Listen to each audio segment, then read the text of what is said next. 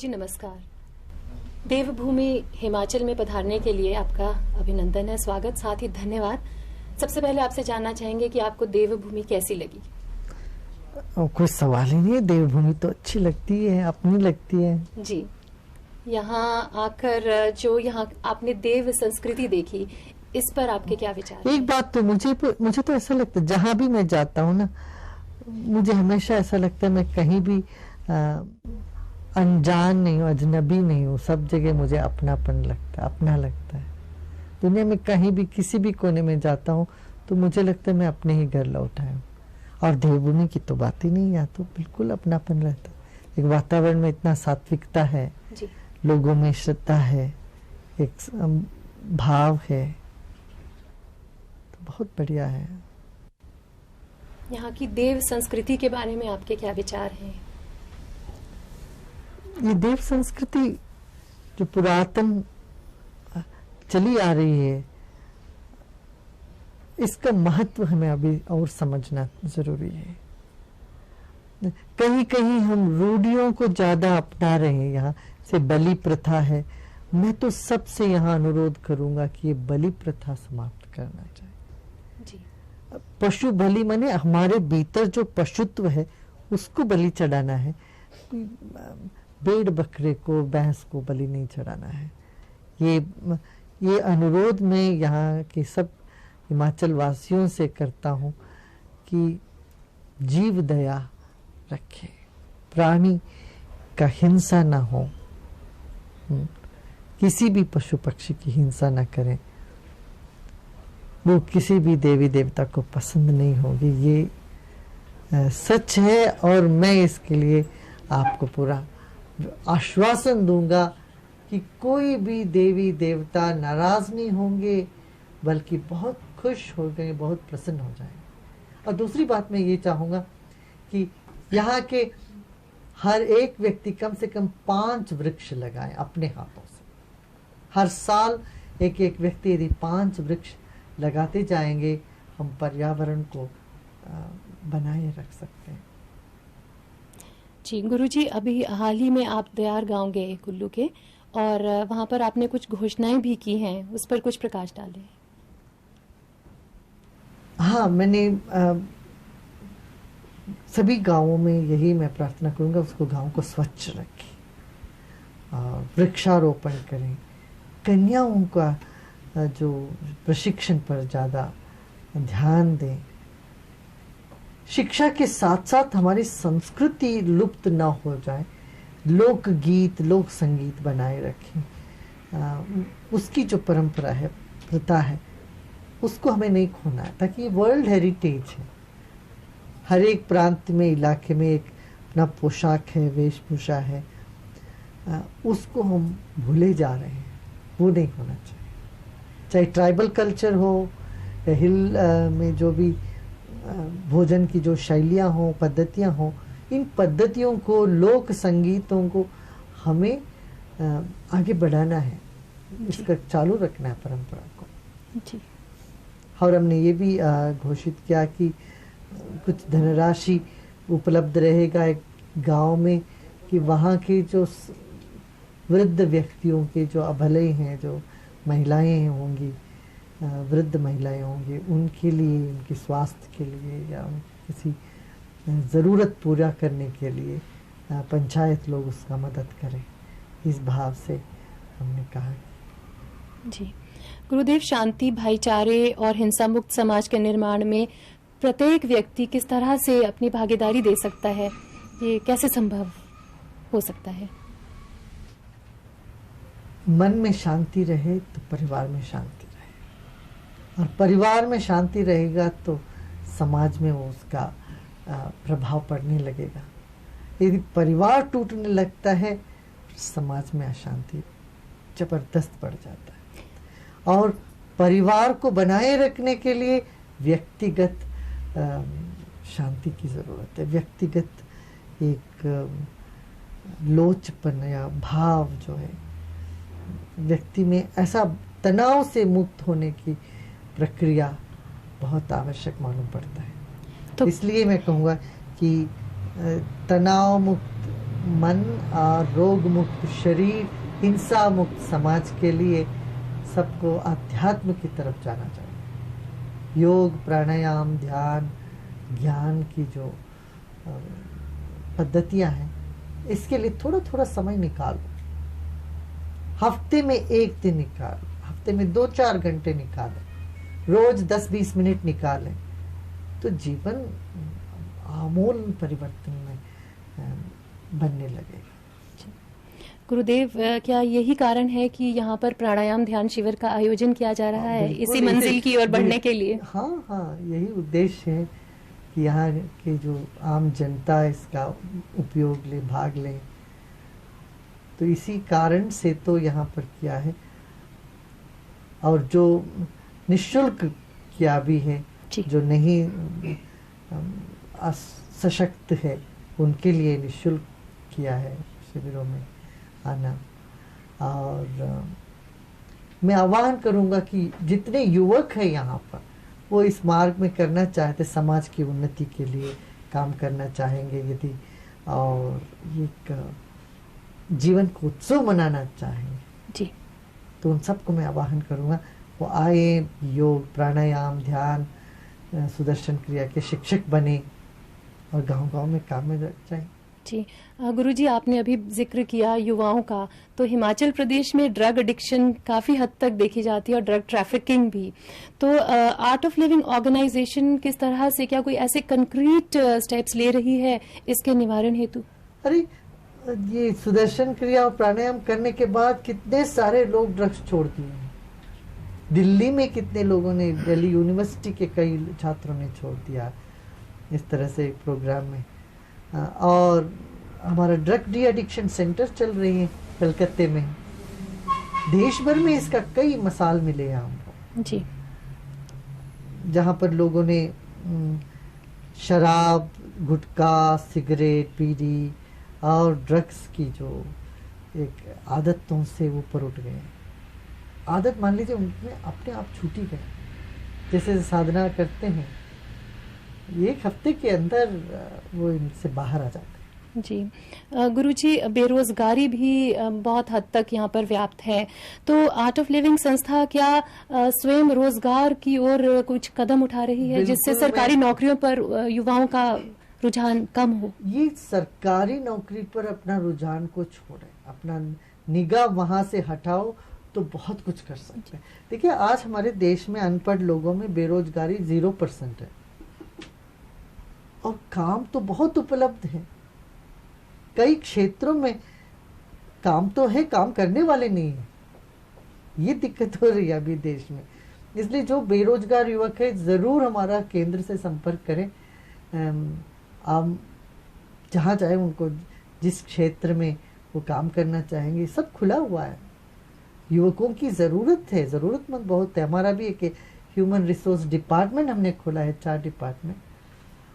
उसमें तो बहुत मांग बहुत है युवकों का और युवतियों की, जो काम करने वाले हों अलग अलग क्षेत्रों में। गुरुदेव, SSRVM कई जगह ऐसा है कि लोगों को काम करने वालों की जरूरत है, कई जगह काम की जरूरत है।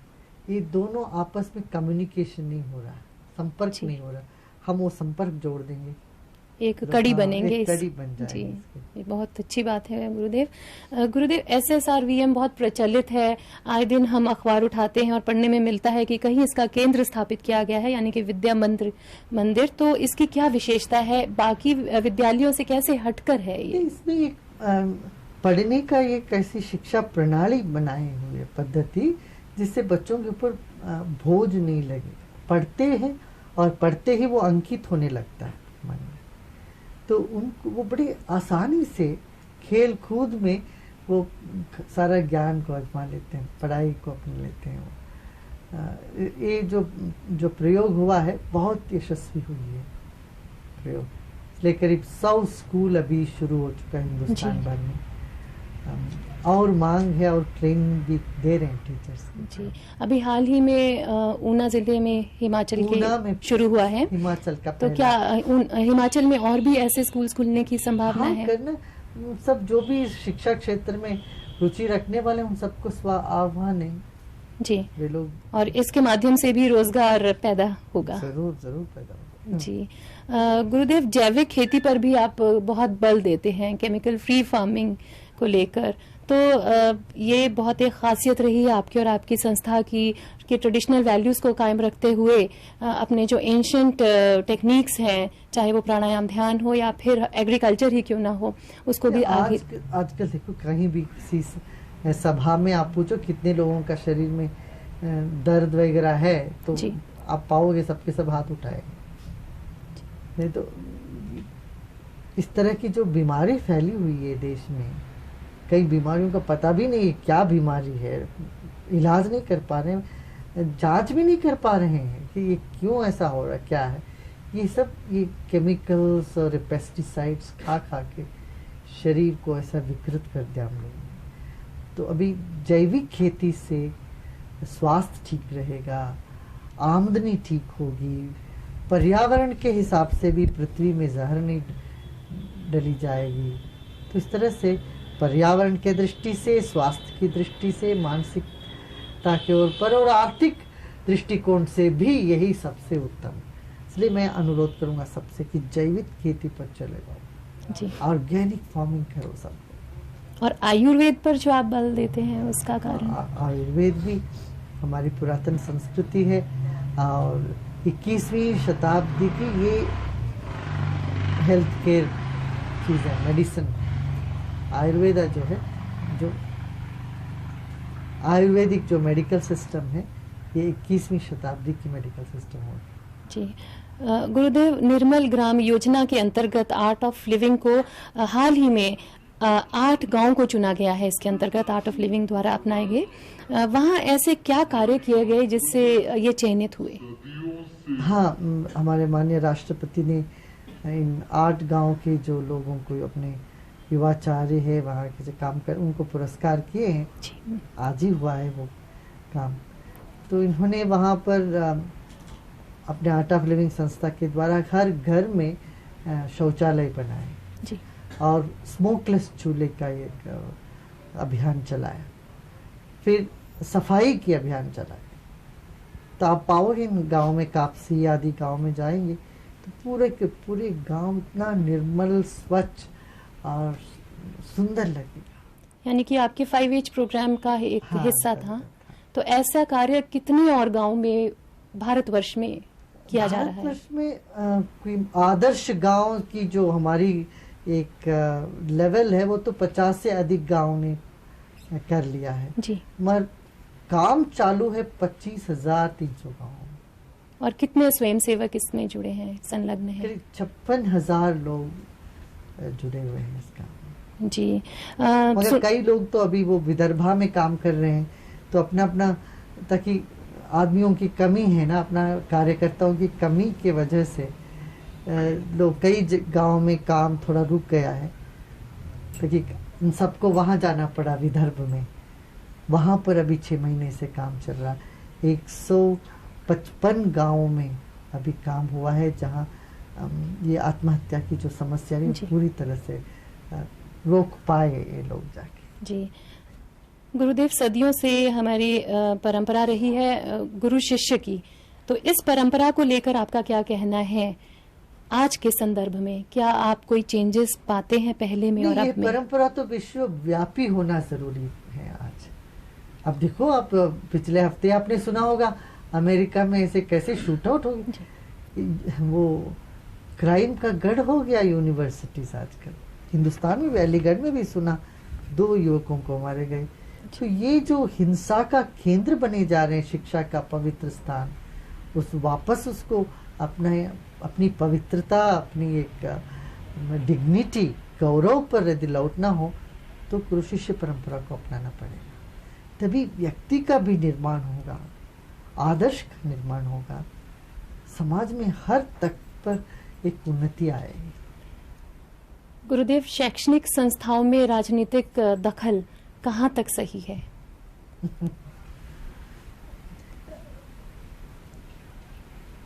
युवकों में राजनीति के बारे में अवेयरनेस की जरूरत है, जागरूकता, जागृतिकरण की आवश्यकता है। मगर वो पॉलिटिक्स क्राइम वाला पॉलिटिक्स नहीं होनी चाहिए। देश के लिए वो अपना दायित्व उठाएं, जिम्मेदारी महसूस करें, ताकि वो सब पढ़ने के बाद पॉलिटिक्स में जाएंगे वो तो नहीं होगा। पढ़ते पढ़ते उन्हीं स्तर पे, उन्हीं वयस में, आयु में उनको इसके बारे में भी जानकारी ज़रूरत है, ताकि आगे आने वाला जो समाज तो उन्हीं का होगा जी। तो उनको कैसा निर्माण करना, इस पर विचार करना उनका अधिकार है, उनका हक है। मगर इसको ये एक सृजनात्मक ढंग या मोड़ देना है, बल्कि विनाश की तरफ ले जाना, सकारात्मक दृष्टिकोण अपनाते हुए बढ़े हुए आगे। जी गुरुदेव, अभी हाल ही में आपका विदेश से वापस आना हुआ है, तो वहां जाने का आपका उद्देश्य क्या रहा और अनुभव कैसे रहे? हम तो कहते रहते ना, तो कृण्वन्तो विश्वमार्यम, पूरे जगत को अपनी जो ज्ञान है, संस्कृति है, इसका प्रचार प्रसार करनी है। इसका जरूरत महसूस कर रहे हैं आप हर देश के लोग। तो हम गए थे वही मानवीय मूल्यों को एक डिक्लेरेशन किया, ह्यूमन वैल्यूज डिक्लेरेशन का एक कार्यक्रम हुआ जी। यूनाइटेड नेशन के साथ मिलकर वो कार्यक्रम करने का एक वहाँ मौका रहा। तो उसके परिणाम गुरुदेव? इसका परिणाम यही है कि वो तो तुरंत ही नहीं दिखाई देगा, कालांतर में दिख जाएगा। अभी तो शुरुआत किए हैं, जगह जगह हर जगह यूनिवर्सिटी में मानवीय मूल्यों के बारे में शिविर आयोजन किया जा रहा है। इससे काफ़ी लोग लाभान्वित हुए हैं।